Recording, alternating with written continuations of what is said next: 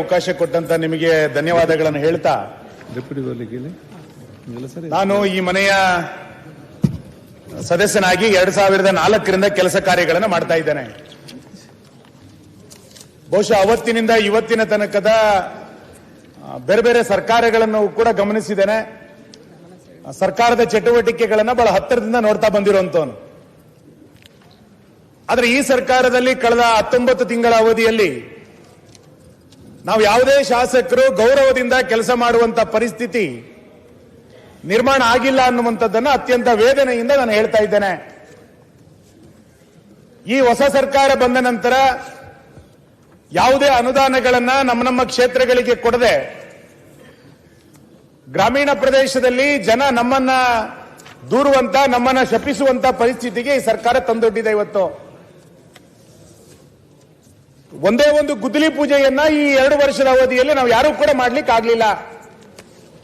ಯಾವ ಇಲಾಖೆಯ ಅನುದಾನಗಳು ಕೂಡ ಕ್ಷೇತ್ರಗಳಿಗೆ ಬರಲಿಲ್ಲ. ಇದು ಕೇವಲ ವಿರೋಧ ಪಕ್ಷ ಮಾತ್ರ ಅಲ್ಲ, ಬಹುಶಃ ಆಡಳಿತ ಪಕ್ಷದ ಸದಸ್ಯರು ಕೂಡ ಬೇರೆ ಬೇರೆ ಸಂದರ್ಭಗಳಲ್ಲಿ ಈ ರೀತಿಯಾದಂತಹ ಪತ್ರಿಕಾ ಹೇಳಿಕೆಗಳನ್ನ ನೀಡಿದ್ದನ್ನು ನಾನು ನೋಡಿದ್ದೇನೆ. ಒಟ್ಟಾರೆ ಯಾವುದೇ ಅಭಿವೃದ್ಧಿ ಚಟುವಟಿಕೆಗಳಾಗಿಲ್ಲ ಅನ್ನುವಂಥದ್ದನ್ನು ಅತ್ಯಂತ ವೇದನೆಯಿಂದ ಹೇಳ್ತಾ, ಸಿದ್ದರಾಮಯ್ಯನವರ ಸರ್ಕಾರ ಝೀರೋ ಡೆವಲಪ್ಮೆಂಟ್ ಅನ್ನೋದನ್ನ ನಾನು ಆರಂಭದಲ್ಲೇ ಉಲ್ಲೇಖ ಮಾಡ್ತಾ ಹೋಗ್ತೇನೆ.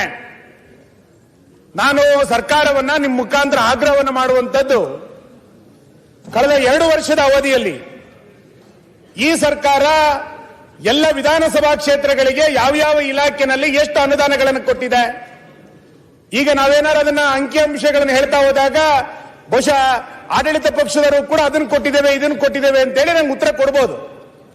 ನಾನು ನಿಮ್ಮ ಹತ್ರ ಆಗ್ರಹ ಮಾಡ್ತೇನೆ, 224 ವಿಧಾನಸಭಾ ಕ್ಷೇತ್ರಗಳಿಗೆ ಈ ಸರ್ಕಾರ ಬಂದ ನಂತರ ಅಭಿವೃದ್ಧಿಯ ಚಟುವಟಿಕೆಗಳಿಗೆ ಎಷ್ಟು ಅನುದಾನಗಳನ್ನು ಕೊಟ್ಟಿದ್ದೀರಿ ಅಂತೇಳಿ ಒಂದು ಶ್ವೇತಪತ್ರ ಹೊರಡಿಸಿ, ಕ್ಷೇತ್ರವಾರು ಕೊಡಿ, ಒಂದು ಶ್ವೇತಪತ್ರ ಕೊಡಿ. ಅವಾಗ ನಮಗೆ ಗೊತ್ತಾಗುತ್ತೆ ಎಷ್ಟು ಅನುದಾನಗಳು ಬಂದಿದೆ ಅಂತ. ನನ್ನ ಕ್ಷೇತ್ರಕ್ಕೆ ಮತ್ತು ನನ್ನಂತ ಹಲವು ಕ್ಷೇತ್ರಗಳಿಗೆ ಈ ಸರ್ಕಾರ ಬಂದ ನಂತರ ಒಂದೇ ₹1 ಅನುದಾನ ಬರಲಿಲ್ಲ. ಝೀರೋ ಡೆವಲಪ್ಮೆಂಟ್ ಸರ್ಕಾರ ಅನ್ನೋದನ್ನು ನಾನು ಮತ್ತೆ ಒತ್ತಿ ಹೇಳ್ತಾ ಇದ್ದೇನೆ. 3,71,383 ಕೋಟಿ ರೂಪಾಯಿಯ ಬಜೆಟ್ ಅನ್ನು ಈ ಸರ್ಕಾರ ಮಂಡಿಸಿತು. ಸಿದ್ದರಾಮಯ್ಯನವರ ಬಗ್ಗೆ ಬಹಳ ಗೌರವ ಇದೆ. 14 ಬಜೆಟ್ಗಳನ್ನು ಮಂಡಿಸಿದ್ರು, ಆರ್ಥಿಕ ಶಿಸ್ತಿದೆ ಇತ್ಯಾದಿಗಳನ್ನ ಅವ್ರ ಬಗ್ಗೆ ಎಲ್ಲರೂ ಕೂಡ ಉಲ್ಲೇಖ ಮಾಡ್ತಾ ಇದ್ದಾರೆ. 3,71,383 ಕೋಟಿ ರೂಪಾಯಿಯ ಬಜೆಟ್ ಅನ್ನು ಮಂಡಿಸಿ ನಮ್ಮ ವಿಧಾನಸಭಾ ಕ್ಷೇತ್ರಗಳಿಗೆ ಅಭಿವೃದ್ಧಿಗೆ ಹಣನೇ ಕೊಡ್ಲಿಲ್ಲ ಅಂತಾದ್ರೆ ಈ ಸರ್ಕಾರ ಆರ್ಥಿಕ ದಿವಾಳಿ ಆಗಿದೆ ಅಂತ ಕರಿಬೇಕಾ? ಆರ್ಥಿಕ ದಿವಾಳಿ ಆಗಿದೆ ಅಂತಂದ್ರೆ ಆಡಳಿತ ಪಕ್ಷಕ್ಕೆ ಬೇಸರ ಆಗುತ್ತೆ. ನಾನು ಅದಕ್ಕೆ ಹೇಳ್ತಾ ಇದ್ದೇನೆ, ನೀವು ಮಾನ್ಯ ಮುಖ್ಯಮಂತ್ರಿಗಳು ರಾಜಕೀಯವಾಗಿಯೂ ಕೂಡ ಒಂದು ರೀತಿಯಾದಂತಹ ಚಕ್ರವ್ಯೂಹದಲ್ಲಿ ಸಿಗಾಕೊಂಡಿದ್ದೀರಿ. ನಿಮ್ಮ ಪಾರ್ಟಿಯ ಒಳಗೆ 16 ರೀತಿಯಾದಂತ ಚಟುವಟಿಕೆ ನಡೀತಾ ಇದೆ. ನೀವು ರಾಜಕೀಯವಾಗಿಯೂ ಕೂಡ ಚಕ್ರವ್ಯೂಹದಲ್ಲಿ ಸಿಗಾಕೊಂಡಿದ್ದೀರಿ. ಅದೇ ರೀತಿ ಬೇರೆ ಬೇರೆ ಯೋಜನೆಗಳನ್ನ ಆತುರವಾಗಿ ಪ್ರಕಟ ಮಾಡಿ ಆರ್ಥಿಕವಾಗಿಯೂ ಕೂಡ ಚಕ್ರವ್ಯೂಹದಲ್ಲಿ ಸಿಗಾಕೊಂಡಿದ್ದೀರಿ ಅಂತೇಳಿ ನನಗೆ ಅನ್ನಿಸ್ಲಿಕ್ಕೆ ಪ್ರಾರಂಭ ಆಗಿದೆ. ಯಾಕೆ ಅಂತ ಕೇಳಿದ್ರೆ 3,71,000 ಈಡಾಗಿಲ್ಲ ಸರ್, ಈಗ ನಾನು ಶುರು ಮಾಡಲಿಲ್ಲ. ಅವಕಾಶ ಕೊಡಿ, ಮಾತಾಡಲು ಅವಕಾಶ ಕೊಡಿ.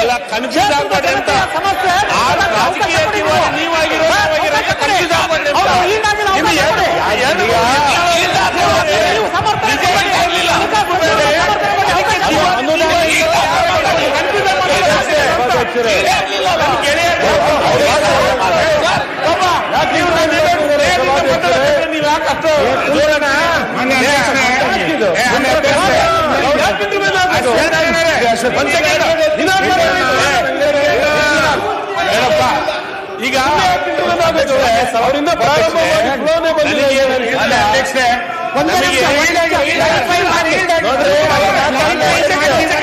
ಅನುದಾನ ಕೊಡ್ಲಿಕ್ಕಾಗುತ್ತಿಲ್ಲ.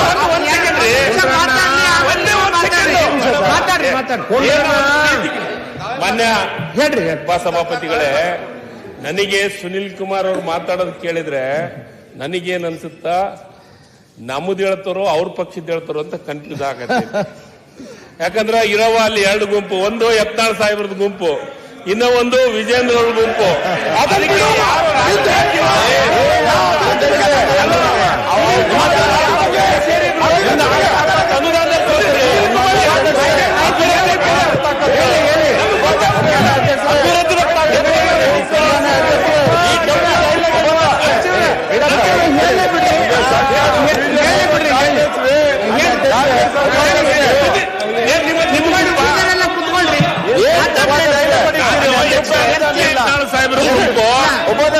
ಏನು ವಿಜೇಂದ್ರ ಗುಂಪು ಸ್ವಾರಸ್ಯಕರವಾಗಿದೆ.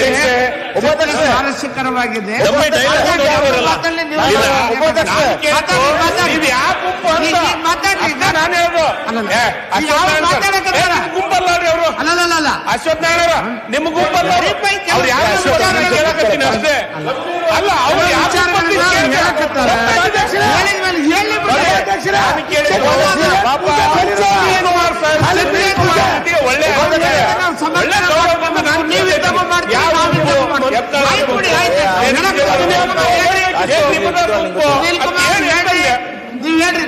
ಯಾವ ಗುಂಪು ನಿಮ್ಗೇನಾಗಬೇಕು?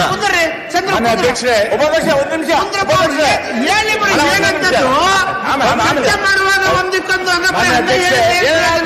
ಮಾತಾಡ್ಲಿ ಅಧ್ಯಕ್ಷರೇ ತಾವು ಮಾತಾಡಿ ಸರ್.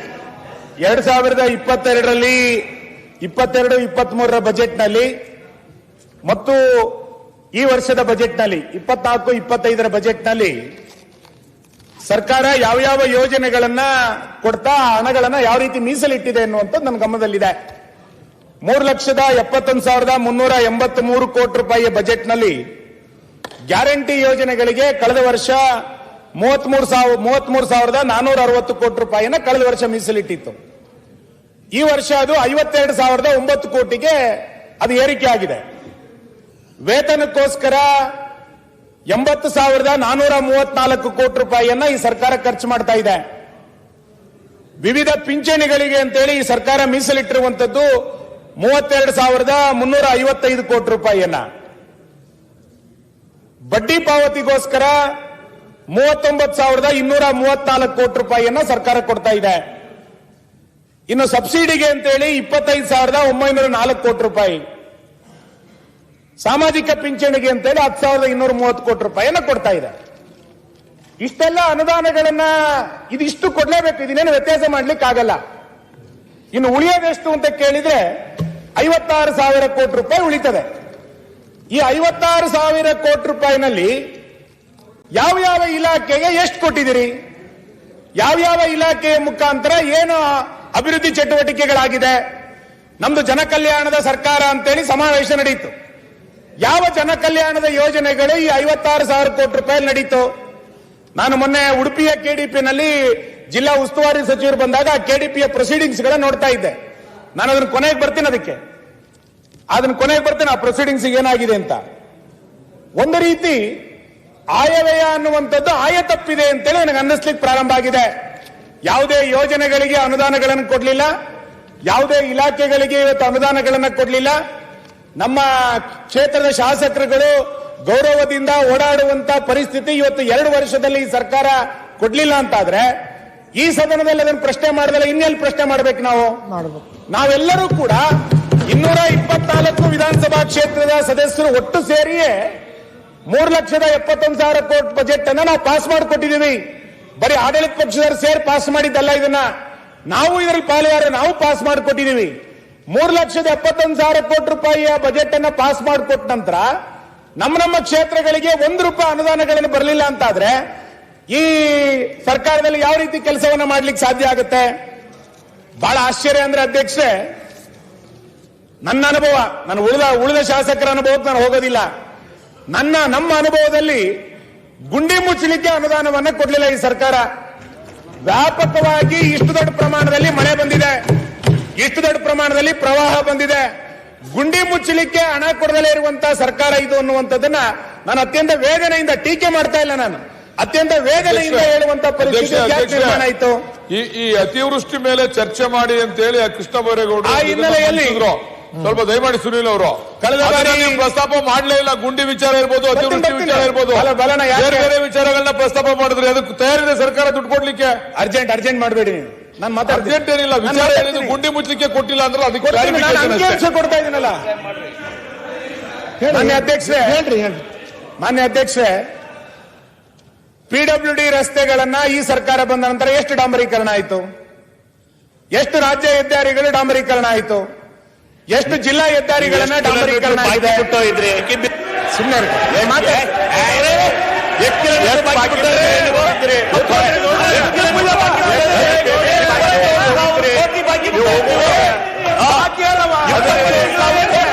ನೀವು ಬಾಕಿ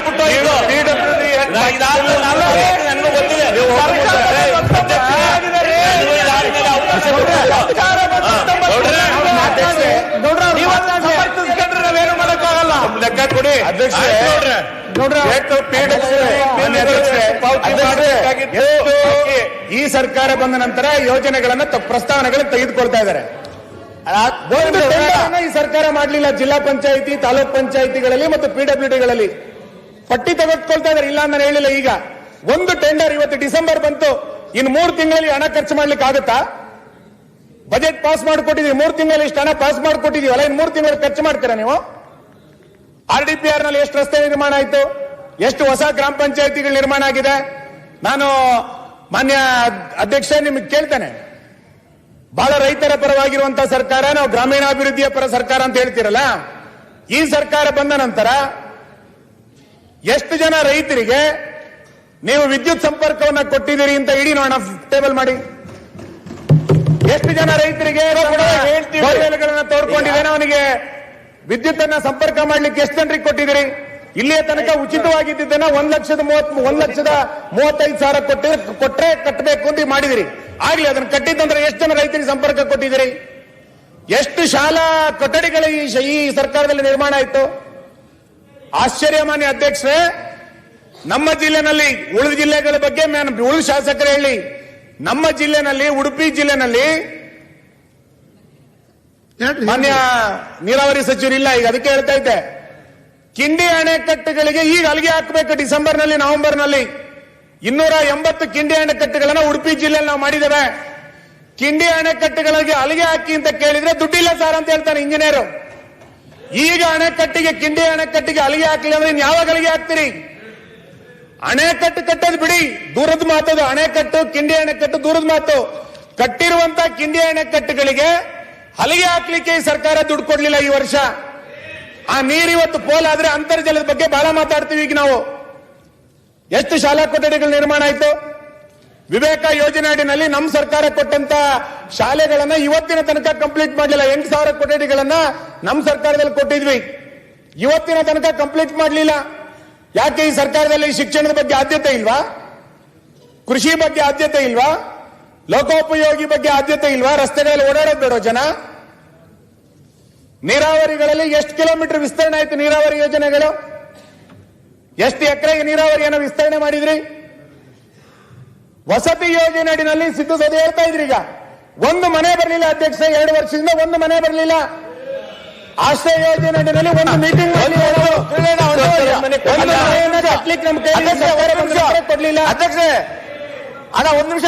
ನಗರಾಭಿವೃದ್ಧಿಯಲ್ಲಿ ಮಾನ್ಯ ಅಧ್ಯಕ್ಷರೇ, ನನಗೂ ಪುರಸಭೆ ಹೇಳ್ತೀನಿ ಈಗ, ನನಗೂ ಪುರಸಭೆ ಇದ್ವಿ ಅಲ್ಲ, ಈಗ ಅದನ್ನ ಇಲ್ಲಿ ಕೇಳೋಣ. ಇನ್ನೊಂದು ಅಧ್ಯಕ್ಷರೇ, ನಗರಾಭಿವೃದ್ಧಿಯಲ್ಲಿ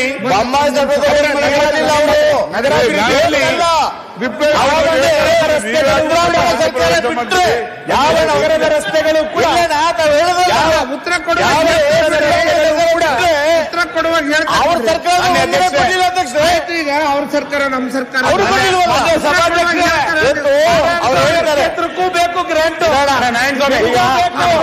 ಹೇಳಿ, ಅವ್ರು ಮಾತಾಡಬೇಕು. ನಮಗಲ್ಲ, ನಿಮಗೂ ಬೇಕು. ಪುರಸಭೆಗಳಿಗೆ ಹಣ ಬರಲಿಲ್ಲ, ಪಟ್ಟಣ ಪಂಚಾಯತಿಗೆ ಹಣ ಬರಲಿಲ್ಲ, ಮಹಾನಗರ ಪಾಲಿಕೆಗಳಿಗೆ ಹಣ ಬರದಲ್ಲೇ ಇರುವಂತಹ ಪರಿಸ್ಥಿತಿ ನಿರ್ಮಾಣ ಆಗಿದೆ.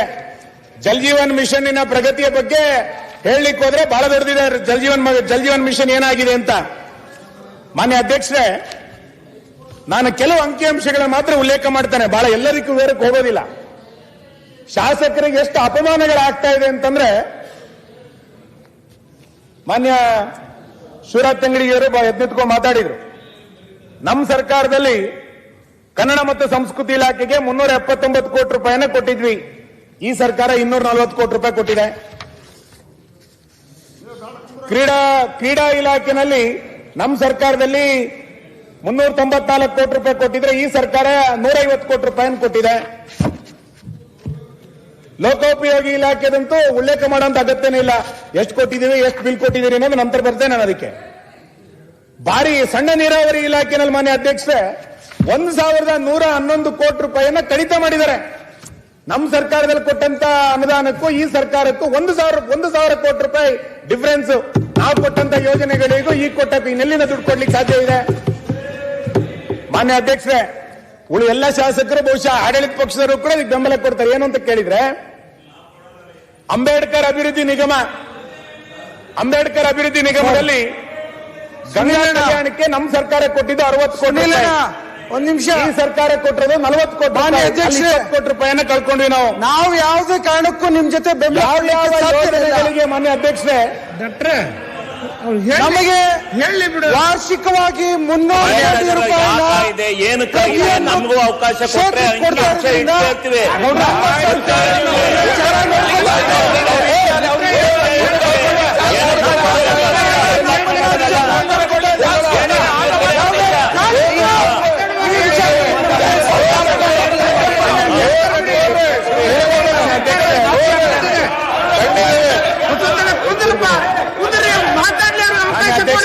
ಆಡಳಿತ ಪಕ್ಷದ ಯಾವ ಶಾಸಕರು ವಿಧಾನಸಭೆ ಮುಖ್ಯಮಂತ್ರಿ ಸುಸೈಡ್ ಮಾಡ್ಕೊಂಡು ಇನ್ನು ಟೈಮ್ ಶಾಸಕರು ಹೇಳಿದ್ದಲ್ಲ, ಅವ್ರು ಮಾತಾಡಿ, ಮುಖ್ಯಮಂತ್ರಿಗಳ ಕಚೇರಿಯಲ್ಲಿ ಬಂದು ಆತ್ಮಹತ್ಯೆ ಮಾಡ್ಕೊಳ್ತಾರೆ. ಹೇಳಿ ಅವರು ಸುಮ್ಮನೆ ಟೈಮ್ ಈಗ ಅಲ್ಲ ಕೂತ್ಕೊಂಡ್ರಿ ಹೋದ್ರಿ.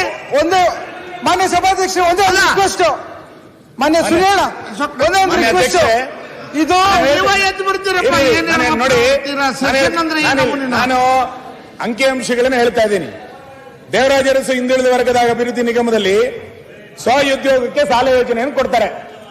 ಸ್ವಉದ್ಯೋಗಕ್ಕೆ ಸಾಲ ಯೋಜನೆಯನ್ನು ಕೊಡ್ತಾರೆ. ಈ ಸರ್ಕಾರದಲ್ಲಿ ನಮ್ಮ ಕ್ಷೇತ್ರದಲ್ಲಿ ಕಳೆದ ವರ್ಷ 8 ಜನರಿಗೆ ಕೊಟ್ಟಿದ್ದಾರೆ ಅಧ್ಯಕ್ಷ. 8 ಜನರಿಗೆ ಕಳೆದ ವರ್ಷ. ಗಂಗಾ ಕಲ್ಯಾಣ ನನಗೆ ಕಳೆದ ವರ್ಷ ಸಿಕ್ಕಿರೋದು 11 ನನ್ನ ಕ್ಷೇತ್ರಕ್ಕೆ. ಅರ್ಜಿಗಳು ಎಷ್ಟು ಬಂದಿದೆ? 250-300 ಅರ್ಜಿ ಬಂದಿದೆ. ಸೆಲೆಕ್ಷನ್ ನಂಬರ್ ಇದ್ದಿದ್ದು. ಸಾರಥಿ ಯೋಜನೆ ಮಾನ್ಯ ಅಧ್ಯಕ್ಷ, ಸಾರಥಿ ಯೋಜನೆ ದೇವರಾಜ ಅರಸು ನಿಗಮದಲ್ಲಿ ಒಂದು ಕೊಟ್ಟರು. ಒಂದು ಯಾರಿಗೆ ಕೊಡೋದು ಅಧ್ಯಕ್ಷ? ಇದನ್ನ ಯಾರಿಗೆ ಕೊಡೋದು?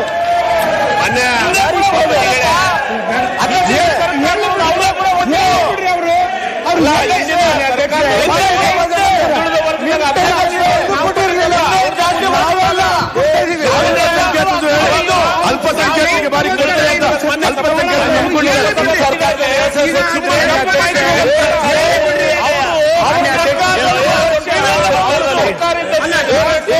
ವರ್ಷ ಒಂದು ಬೋರ್ವೆಲ್ ಒಂದೇ ಒಂದು ಬೋರ್ವೆಲ್ ಕನಿಷ್ಠ 19,000 ಬೋರ್ವೆಲ್ ಒಳಗ 12,000 ಬೋರ್ವೆಲ್ ಈ ವರ್ಷ ಕೊಡಿಸಿದ್ದೀವಿ ನಾವು. ನೀವು ಟೆಂಡರ್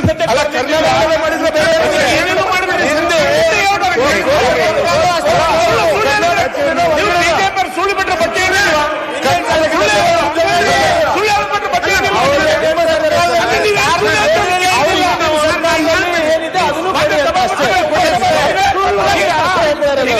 ಕುಮಾರ್ ಹೇಳಿ, ನೀವು ಒಂದು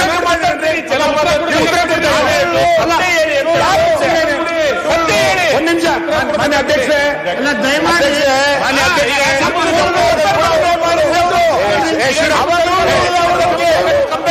ಶಿವರಾಜ್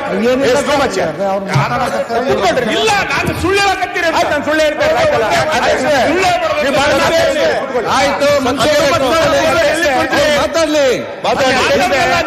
ಪಾಕಿಸ್ತಾನದಲ್ಲಿ ಏನ್ ಮಾಡಿದ್ರು? ರಾಜ್ಯಕ್ಕೆ ಎಲ್ಲ ಸತ್ಯ ಹೇಳ್ತಾರ? ಮಾನ್ಯ ಅಧ್ಯಕ್ಷೆ ಆಯ್ತು.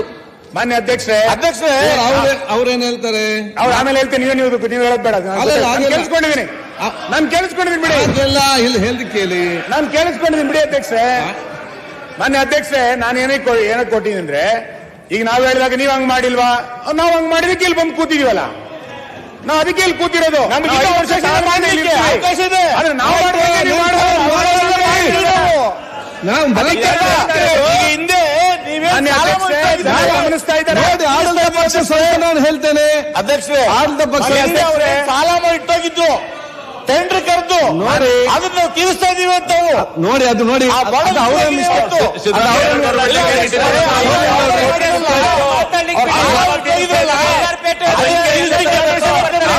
ಯಾವ್ಯಾವ ಇಲಾಖೆಯಲ್ಲಿ ಅಧ್ಯಕ್ಷರೇ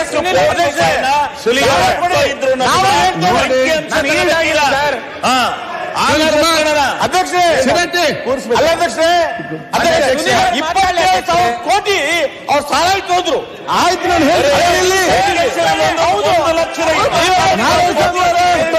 ಶಿವಲಿಂಗ ಇಲ್ಲಿ ಉತ್ತರ ನೋಡಿ. ಆಯ್ತು ನಾರಾಯಣಸ್ವಾಮಿ ಅವರೇ, ಅದಕ್ಕೆ ಕೂತ್ಕೊಳ್ಳಿ. ಸರ್ಕಾರ ಉತ್ತರ ಕೊಡುವಾಗ ಪ್ರತಿಪಕ್ಷದ ವತಿಯಿಂದ ಎಲ್ಲಾ ಪ್ರಶ್ನೆಗಳಿಗೆ ವಿಚಾರಗಳಿಗೆ ಸರ್ಕಾರ ಉತ್ತರ ಕೊಡುವಾಗ ಎಲ್ಲಾ ವಿಚಾರಗಳನ್ನು ಕೂಡ ಅವರಿಗೆ ಸ್ಪಷ್ಟವಾಗದು ತಿಳಿಸ್ತಾರೆ.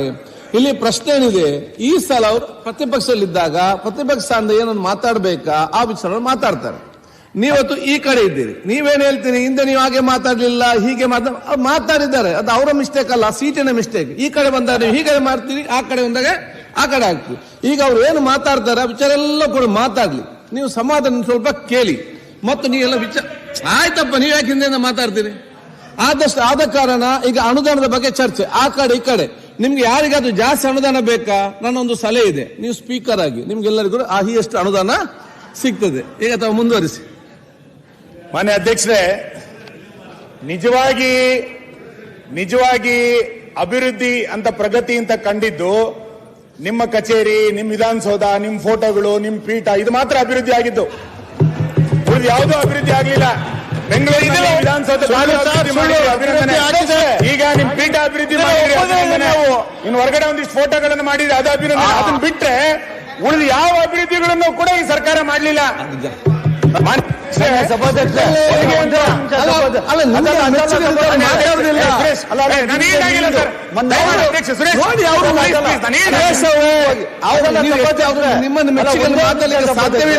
ಈಗ ಮೊನ್ನೆ ಸಮಜಾಯಿಷಿ ಕೊಡ್ತಾ ಇದ್ದೀನಿ.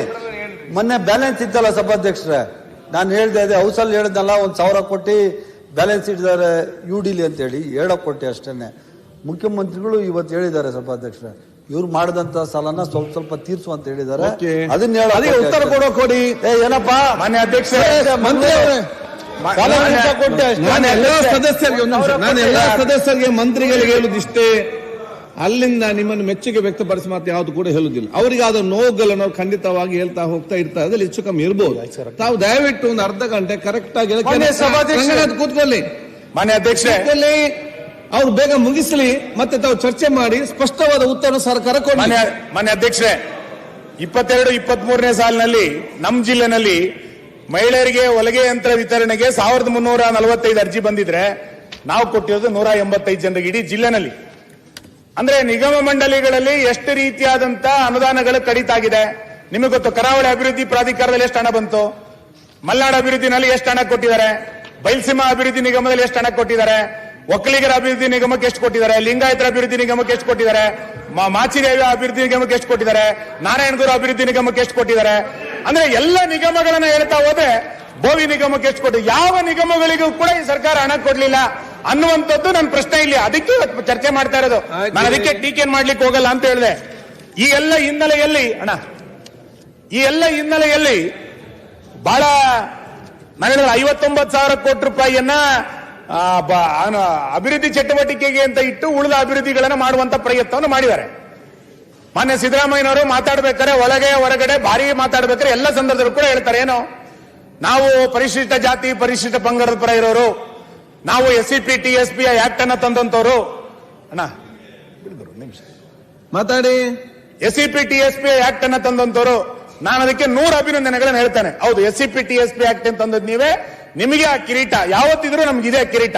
ಆದ್ರೆ ಈ ಸರ್ಕಾರದಲ್ಲಿ ಗ್ಯಾರಂಟಿ ಯೋಜನೆಗಳಿಗೆ SCP TSP ಹಣವನ್ನು ಹೆಂಗ್ ಡೈವರ್ಟ್ ಮಾಡಿದ್ರಿ, ಆ ಕೀರ್ತಿಯೂ ಕೂಡ ನಿಮಗೆ ಬರಬೇಕು. SCP TSP ಆಕ್ಟ್ ಅನ್ನ ತಂದಿದ್ದೀರಿ ಅಂತ ಕೀರ್ತಿಯನ್ನು ಹೆಂಗೆ ನೀವು ಮೈ ಮೇಲೆ ಹೇಳ್ಕೊಂಡಿದ್ದೀರೋ, ಅದೇ ರೀತಿ 14,000 ಕೋಟಿ ರೂಪಾಯಿಯನ್ನ 2 ವರ್ಷದ ಅವಧಿಯಲ್ಲಿ ಮಾನ್ಯ ಅಧ್ಯಕ್ಷರೇ 14,731 ಕೋಟಿ ರೂಪಾಯಿ ಡೈವರ್ಟ್ ಮಾಡಿದಿರಿ. ಗೃಹಲಕ್ಷ್ಮಿಗೆ ಅದನ್ನ ಡೈವರ್ಟ್ ಮಾಡಿದಿರಿ, ಬಸ್ಸಿಗೆ ಅದನ್ನ ಡೈವರ್ಟ್ ಮಾಡಿದಿರಿ, ವಿದ್ಯುತ್ಗೆ ಅದನ್ನ ಡೈವರ್ಟ್ ಮಾಡಿದಿರಿ. ಆಕ್ಟ್ ನಲ್ಲಿ ಜನರಲ್ ಸ್ಕೀಮ್ಗಳಿಗೆ ದುಡ್ಡನ್ನ ಕೊಡ್ಲಿಕ್ಕಿಲ್ಲ ಅಂತ ಆಕ್ಟ್ ಹೇಳುತ್ತೆ. ಅಷ್ಟು ದೊಡ್ಡ ಪ್ರಮಾಣದಲ್ಲಿ ಹಣವನ್ನು ಡೈವರ್ಟ್ ಮಾಡಿ ನಾನು SC ST ಇದ್ದೀರಿ ಅಂತ ಹೆಂಗ್ ಮಾಡ್ತೀರಿ ನೀವು? ಇಷ್ಟು ದೊಡ್ಡ ಪ್ರಮಾಣದಲ್ಲಿ ಇವತ್ತು ದೊಡ್ಡ ಪ್ರಮಾಣದಲ್ಲಿ ಅಲ್ಲ ನೀವು ಡೈವರ್ಟ್ ಮಾಡಿ ಆಮೇಲೆ ಡೈವರ್ಟ್ ಆಗಿಲ್ಲ ಅಂತ ಹೇಳಿ ಹೇಳ್ತಾ ಇದ್ರಲ್ಲ, ಇದೇನ್ ನಿಮ್ಗೆ ಹಿಂದೆ ತೆಗೆದು ನೋಡಿ. ಜನರಲ್ ಸ್ಕೀಮ್ ಏನ್ ಮಾತಾಡ್ತೀರಿ? ಅಬ್ಬಾ ಪ್ರಸಾದ್ ಅವರೇ, ನೀವಲ್ಲಿ ಎಷ್ಟೆದ್ದು ನಿಂತರೂ ಕೂಡ ಅವ್ರು ಏನೆಲ್ಲ ಹೇಳ್ಬೇಕಾ ಅದನ್ನ ಹೇಳೇ ಮುಗಿಸ್ತಾರೆ. ಸುಮ್ಮನೆ ಟೈಮ್ ಆಗುದಷ್ಟೇ. ಹೌದಾ, ಅದನ್ನ ಯಾರು ನಿಲ್ಲಿಸ್ಲಿಕ್ಕೆ ಹೋಗುದಿಲ್ಲ. ನೀವು ಎಷ್ಟು ಕಡೆ ಗೊಂಬೆ ಹಾಕಿದ್ರು ಕೂಡ ನಮ್ಮ ಸಮಯ ಇದಾಗ್ತದೆ. ಆದಷ್ಟು ಬೇಗ ಹೇಳೋದನ್ನ ಹೇಳಿ ಮುಗಿಸ್ಲಿ. ಅವ್ರು 3 ದಿವಸದಿಂದ ಪ್ರಿಪೇರ್ ಮಾಡಿಕೊಂಡು ಹೇಳದಿದ್ರೆ ಹೇಗೆ?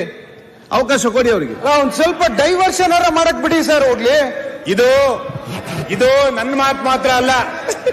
ಮಾತಾಡ್ಲಿ, ನೀವು ಎದ್ದು ಸುಮ್ಮನೆ ಮಾತಾಡ್ತೀರಿ, ನಿಮ್ಗೆ ಏನ್ ಸಿಗ್ತದೆ? ಕೂತ್ಕೊಳ್ಳಿ.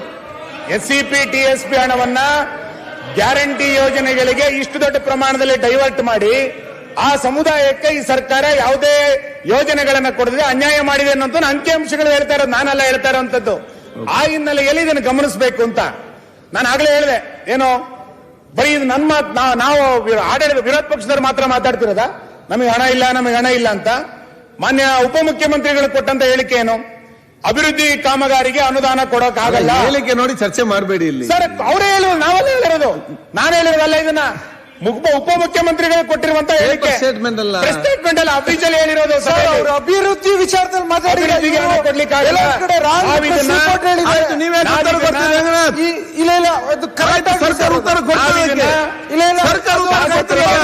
ಮಾಡಿಕೊಡ್ತೀವಿ. ಇನ್ನೊಬ್ರು ಶಾಸಕರು, ನಮ್ಮ ಸ್ನೇಹಿತರು, ಅವರು ಕಾಗವಾಡ ಶಾಸಕರು, ಅವ್ರು ಹೇಳ್ತಾರೆ ಆತ್ಮಹತ್ಯೆ ಮಾಡಿಕೊಳ್ಳುತ್ತೇನಾದರೂ ಹಣ ಕೊಡುತ್ತಿಲ್ಲ ಅಂತ. ಇನ್ನೊಬ್ರು ಶಾಸಕರು ರಾಜಕಾಗಿ ಅದಕ್ಕೆ ಹೇಳಿಕೆಯನ್ನು ಕೊಡ್ತಾರೆ. ಅವರ ಕ್ಲಾರಿಫಿಕೇಶನ್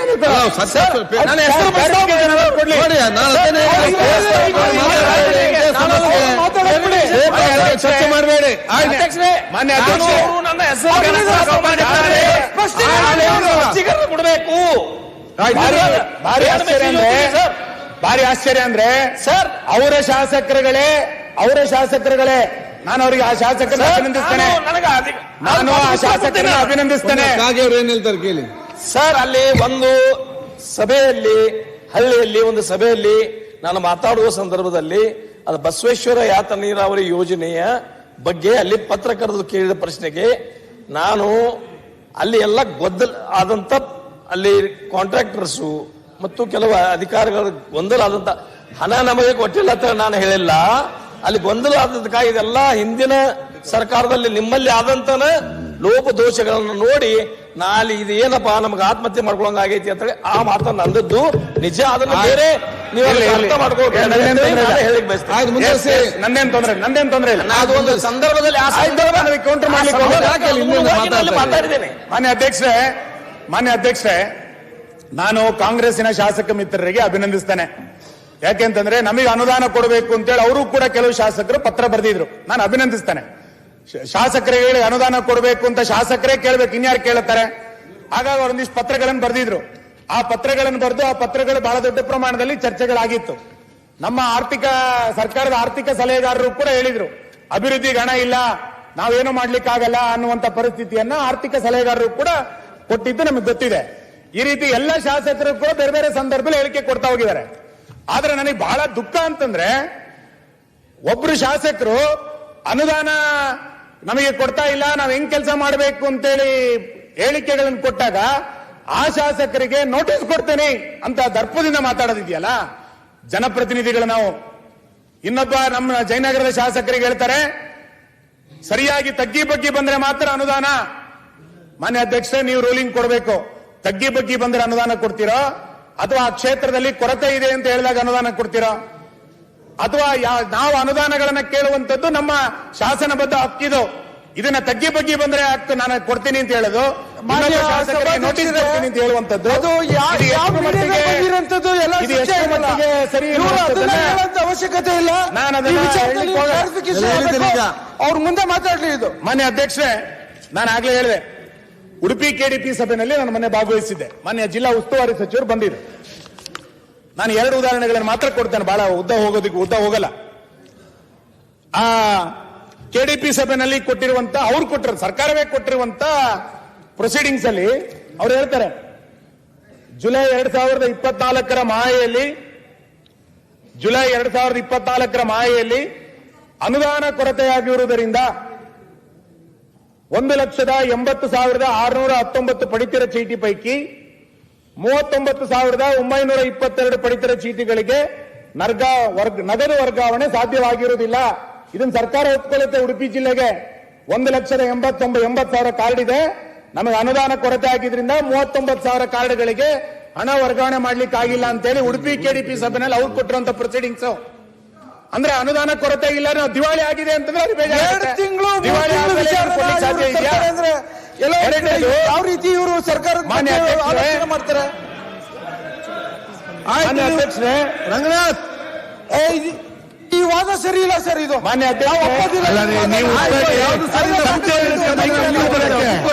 ಸತ್ಯ ಹೇಳಿದ್ರೆ ಯಾಕೆ ಮೈಕ್ ಪಂಚ್ಕೊಳ್ತೀರಾ?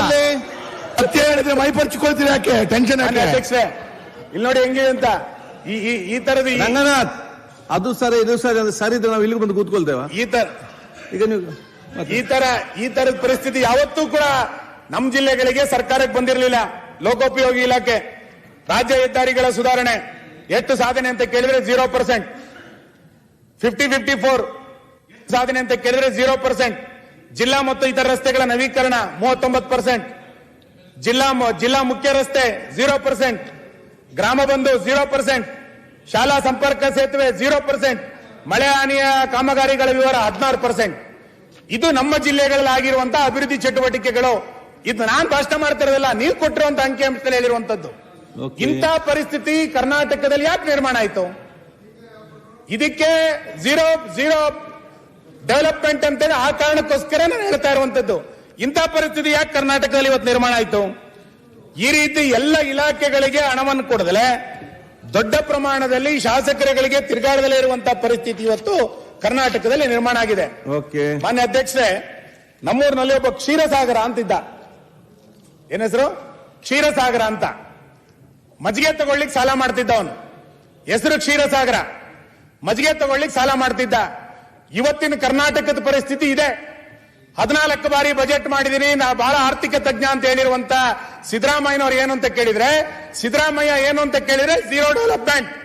ಸಿದ್ದರಾಮಯ್ಯ ಏನು ಅಂತ ಕೇಳಿದ್ರೆ, ಕಾಂಗ್ರೆಸ್ ಏನು ಅಂತ ಕೇಳಿದ್ರೆ ಝೀರೋ ಡೆವಲಪ್ಮೆಂಟ್. ಇವತ್ತು ₹1 ಅನುದಾನವನ್ನ ಅನುದಾನಗಳನ್ನು ಇವರು ಏನ್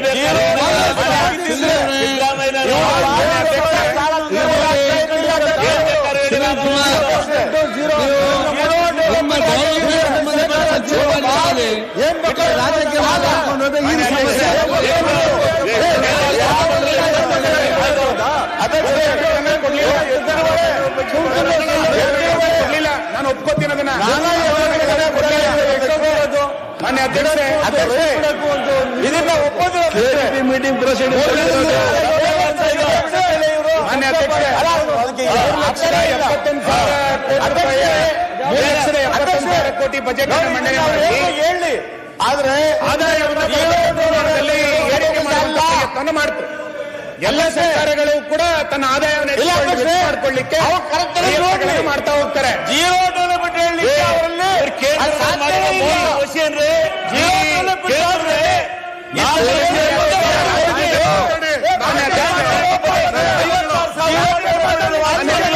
ಮತ್ತೆ ಮಾತಾಡಿ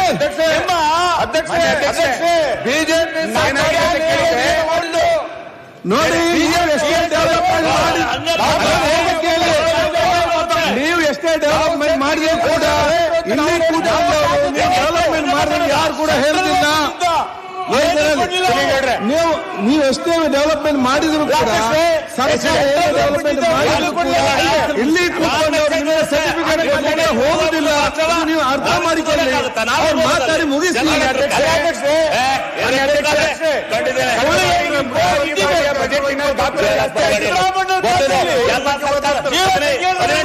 ನಾವು ಈ ಸಭೆಯಲ್ಲಿ ಏನೇನಾಯ್ತು ಅಂತ ಯಾವ ಸರ್ಕಾರದಲ್ಲಿ ಏನೇನಾಯ್ತು ಅಂತ ನನಗೂ ಗೊತ್ತಿದೆ. ಯಾಕೆ ಸುಮ್ಮನೆ ಇದನ್ನೇ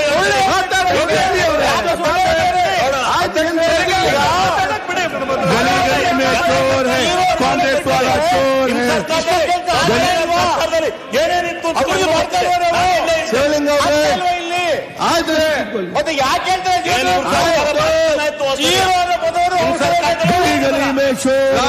ಕಾಂಗ್ರೆಸ್ ವಾಲ ಚೋರ್ ಪದವನ್ನು ಅವ್ರು ದಯಮಾಡಿ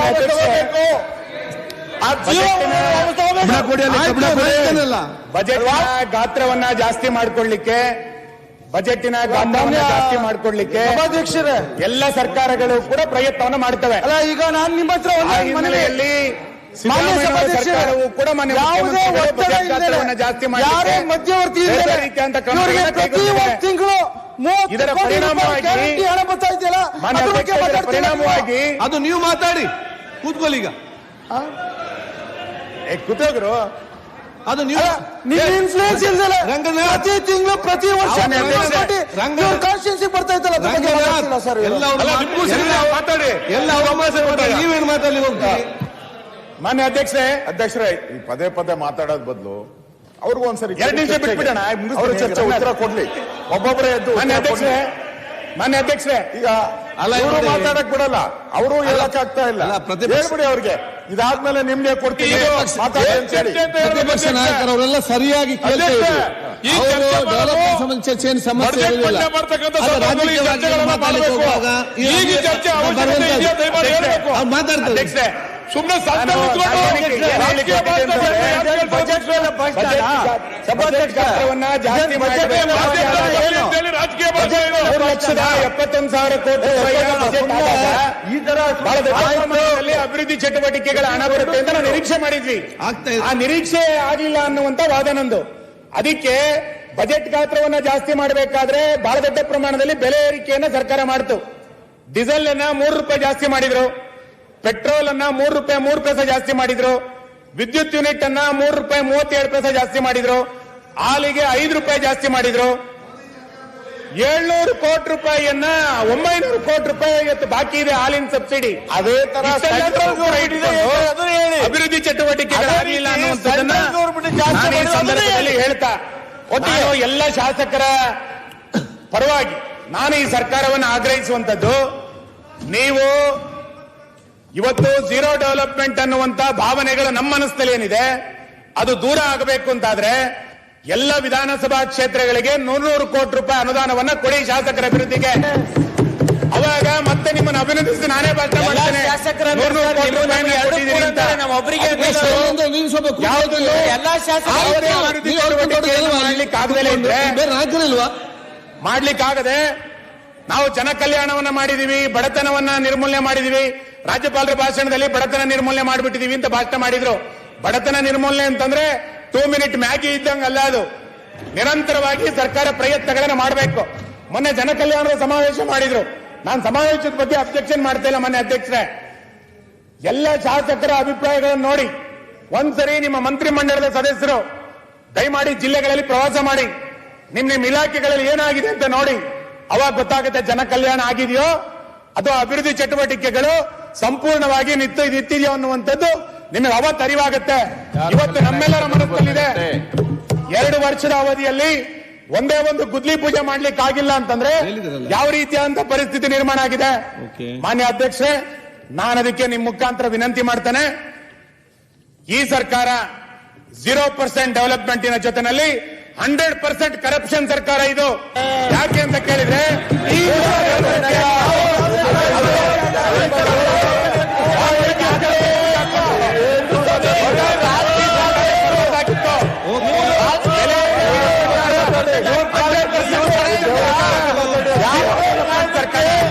ಈ ಸರ್ಕಾರ ಬಜೆಟ್ ಅಂತಂದ್ರೆ ಈ ಸರ್ಕಾರಕ್ಕೆ ನಾಚಿಕೆ ಆಗಬೇಕು.